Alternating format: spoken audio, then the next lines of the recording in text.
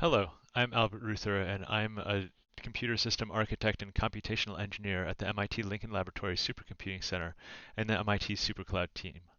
In this module, we're going to talk about different processors that are used on HPC systems. As we discussed in the introduction, the components that do the actual computations for your applications are the processors. The green arrows point to them in both our laptop and in our server pictures. But what exactly is a processor? Each processor, whether a CPU, a GPU, or accelerator, is just a very complex programmable electrical circuit for executing math. In its simplest form, a processor has a control unit and an arithmetic logic unit that works with main memory to execute calculations. A simple version is depicted here. And there are 4 steps to each cycle. First, the control unit fetches the next instruction from memory. Then the control unit decodes the instruction and fetches the operands to send to the arithmetic logic unit, or ALU. Next, the ALU executes the instructions with the operands, and finally the ALU stores the results back into memory. However, modern CPUs are just not this simple. It is a basis here, but it isn't this simple. There are many cores with several layers of temporary cache memory between main memory and the ALU.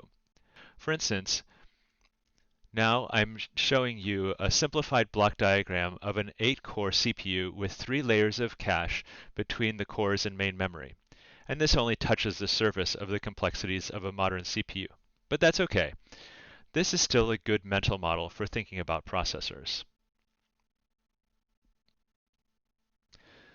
So on the topic of processors, the compute nodes of SuperCloud actually have one of a few different types of processors. Much of this is driven by the year in which we purchase the compute nodes. Further, the different processor types are best for different types of simulations and data processing.